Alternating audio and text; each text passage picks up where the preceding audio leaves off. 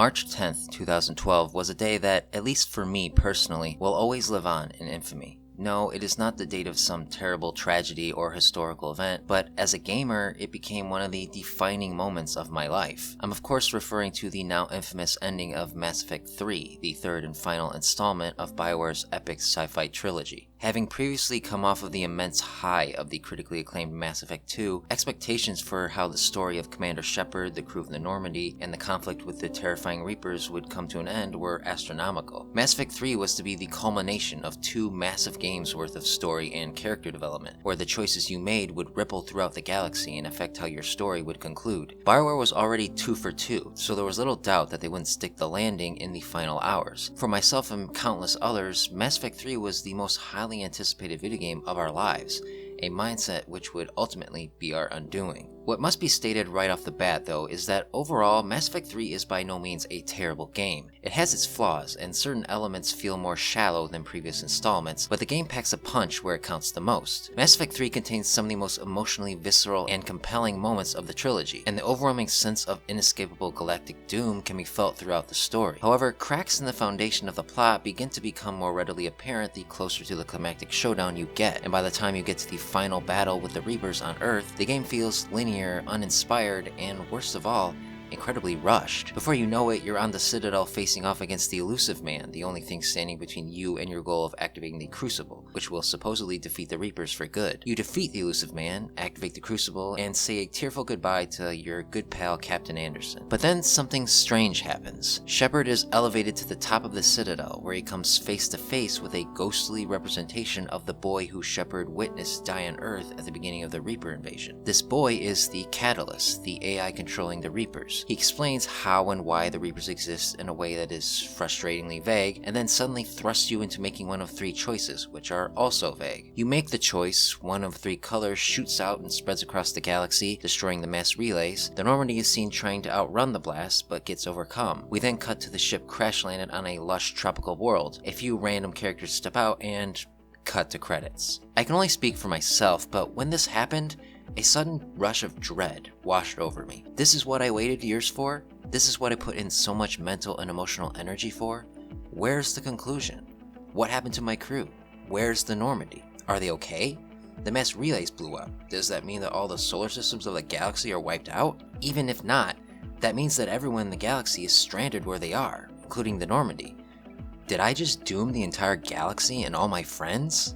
These are the questions you are left pondering upon completing Mass Effect 3, and they all have incredibly negative implications. There is no emotional catharsis and no resolution to what I or the majority of Mass Effect fans cared about, and after investing so many hours into these games, the dawning realization that this is what all that investment led up to was so disappointing. It made me legitimately depressed. I spent the rest of that day in a haze of dejection and self-reflection, and I wasn't alone in feeling this way. Across the world, fans reacted to the ending with the subtlety of a freight train. Message boards were flooded with people venting their intense distaste for the ending, with very little in the way of dissenting opinion. As more people completed the game, it only became more apparent how identical the endings actually were to each other. Despite 3 very different choices to be made, the actual content of the ending only differed in color and nothing else. All the talk of multiple diverging endings appeared to be outright lies, and soon became one gigantic sad joke. It was nearly unanimous. The ending of the Mass Effect trilogy was a massive flop. Suddenly the house Bioware had built came tumbling down. Fans lashed out and voiced their displeasure from the highest hills. Many claimed to have no interest in the series anymore, that any desire to go back and replay the trilogy was completely gone. Petitions were made demanding Bioware redo the ending completely, which inspired debate about the relationship between art and consumer. Some, especially those working in the game industry, strongly believed that Bioware had every right to end their story on their terms, and that consumers had no right to dictate otherwise. Others made the argument that Mass Effect 3 is as much a product as it is a work of art, and that those who had spent their hard-earned money on it deserved to make their issues known. It was a debate that took over the discourse of the industry long after the game had been released. It was all anyone was talking about in relation to Mass Effect. The ending overshadowed any potential goodwill the previous 99% of the game might have established, throwing the entire fanbase into a whirlpool of existential despair. Eventually, Bioware met the fans halfway by releasing an extended version of the ending that, while not changing it, expanded expanded on the premise and answered many of the questions that had previously been left open. Compared to the original ending, this was a substantial improvement, but for many, this simply wasn't enough. As long as this ending remained, Mass Effect would remain irrevocably damaged. It has been 5 years since the whole debacle took over what is still one of the greatest science fiction properties of our time. Time has allowed the Mass Effect fanbase to heal, move on, and perhaps even reevaluate the ending through a fresher and more objective perspective. So how does Mass Effect 3's ending hold up today? Well, unfortunately, not so good. Even with the extended cut, the ending is still a rushed and confusing mess. The logic of the Catalyst's purpose is still nonsensical and contradicts much of what was established about the Reapers in the previous games. But beyond the mechanical issues, there is a greater issue that lies at the heart of this ending, and that issue is theme. What makes the Mass Effect series both an emotional and intellectual roller coaster is its core theme, unity through diversity. While Mass Effect explores many classical science fiction ideas and issues, all of them are outlets to serve the umbrella theme of strength through unification. Right from the opening scene of the first Mass Effect, you are given the point of view of humanity in a strange and relatively new galaxy full of strange alien races. You don't trust them at first, but over the course of the game, you develop a bond with your alien crewmates until you eventually see them as an extended family, friends whom you would do anything to protect. The message is clear. Cooperation and the embracing of a diverse range of cultures and beliefs is the key to saving the galaxy. This theme is further developed in Mass Effect 2, where Shepard has to gather a varied assortment of the galaxy's most dangerous and talented individuals to stop the Collectors. Once again, as you begin to learn more about these characters, you form a strong friendship with them to the point where they are necessary to succeed. Don't bother to develop relationships with your crew, and the suicide mission will either be an outright disaster or come at a great cost. Cooperation and diversification is once again imperative to success. This theme comes to a head in Mass Effect 3, where all of the various species and civilizations of the galaxy must forego past grievances with each other and work together to defeat the Reapers. Against overwhelming odds, a glimmer of hope remains so long as the galaxy works as a united front. The logical conclusion to the trilogy, therefore, would have been to see the Reapers defeated through the combined might and cooperation of every species in the galaxy. The more successful Shepard is at achieving peace and uniting enemies, the greater the success at defeating the Reapers. It would have been immensely satisfying, emotionally charged, and most importantly, consistent with the overall theme of the trilogy: the power of unification via our commonality and the inherent value of diverse experience and opinion. But the ending not only completely throws that theme out for a misguided focus on organics versus synthetics, but then proceeds to outright contradict it. Instead of defeating the Reapers through the combined strength of the galaxy, they are defeated solely by Shepard through a literal deus ex machina and your choice of one of 3 morally repugnant decisions. It's just bad storytelling to change thematic focus in the final moments of your story. It creates narrative whiplash, hence the intense hatred from the Mass Effect fanbase. Whether your average fan consciously knew it or not at the time, they hated the Mass Effect 3 ending because it doesn't reaffirm the core message the series had been espousing the entire time. It didn't feel like Mass Effect. Up until its final minutes, the Mass Effect trilogy was about friendship and love, empathy and open-mindedness, hope and idealism, and camaraderie and unbreakable bonds in the face of impossible odds. It used its incredible science fiction universe to highlight our common humanity and to show how strong we can be when we put aside our petty superficial differences and welcome each other with open arms, no matter how strange or odd the other may seem. And instead of putting a period on that magnificent and much needed thesis, it chose a cheap twist and half-baked pontification on the relation between man and machine. And that